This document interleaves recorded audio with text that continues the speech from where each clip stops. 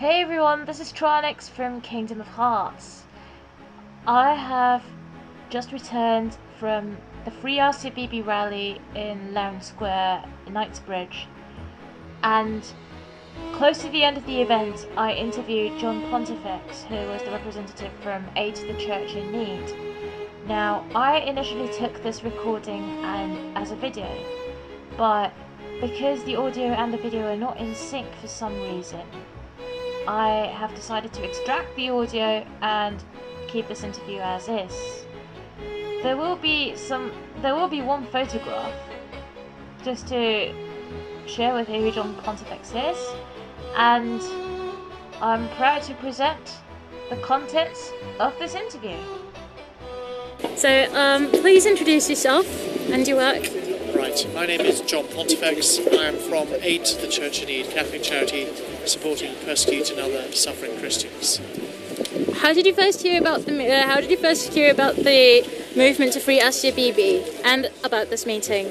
Well, we at Aid to the Church in Need have a lot of contacts with the church in Pakistan, and we became aware through those contacts of the situation involving Asya Bibi.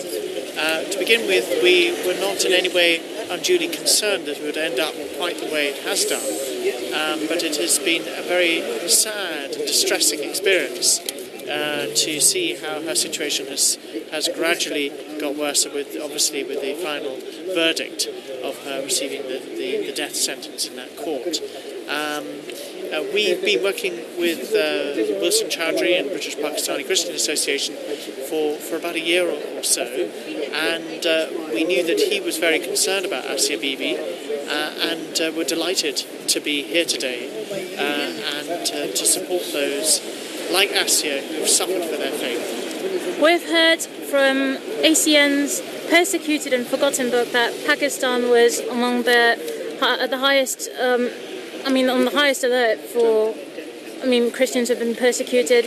What's the status of, how's the situation there? Has it worsened? Has it gotten better? Well, as the editor of that report, I'm in a position to say that the situation in Pakistan has indeed deteriorated very manifestly, particularly over the 4 or 5 years that we at Aid to the Church in Need have been producing these series of reports, Persecuted and Forgotten. And we had in this country only a month ago Archbishop Joseph Coots from Pakistan, and he underlined the findings that we've made in our book, in our reports, that for Christians and other minority groups the situation has indeed deteriorated, and even today in our number we have among us people who have had to flee persecution, who are seeking asylum in this country because they know their lives are at risk if they are to stay as Christians in their country. And there are hundreds of other stories, thousands of other stories that are not being told, which deserve to be told, to make this government, other governments realise that this is a very, very serious situation, that there are in fact 2.5 million Christians in Pakistan, that section of the community who are guaranteed their status in the founding of Pakistan. Their safety is now compromised, and we see what the bishops of Pakistan call a Talibanization of society, an extremist process that is undermining the position of minorities who were guaranteed a place in Pakistan when it was founded by Muhammad Ali Jinnah in 1947. Famously said, you can go to your mosques, you can go to your temples, you can go to your churches, you are free to worship as you wish. Religion is not the responsibility of the state. It has no business of the state. So we're here to remind the people of Pakistan, Church of Pakistan and everyone that this is the case, and we ask that their needs are respected. There's a fair chance that this video will be going to a lot of young people out there who want to be involved but are not sure how to be involved. What's your message to them? My message to them is to focus their action around 3 things. The first is to pray.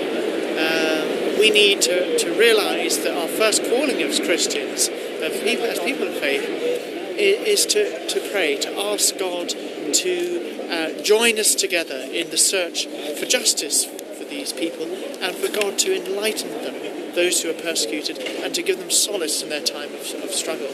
So we need to pray, we need to be together in our prayer. And the next thing is to give to those organisations who are providing support, aid to the Church in Need. For example, there are other organisations that are doing excellent work. Christian Solidarity Worldwide is one. Open Doors, represented here today, is another.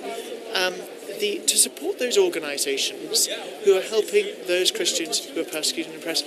For example, Aid to the Church in Need was supporting groups of people who've had to go into hiding because they're persecuted and who are living in safe houses in Pakistan. So we're supporting them.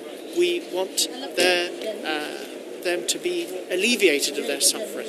And the third thing is to join us in action, to come to an event like this that we've held here today, to come out and to show your support and to join in the process whereby change is brought into action and whereby freedoms that we perhaps take for granted in our country are enabled in the countries where they're most sorely needed.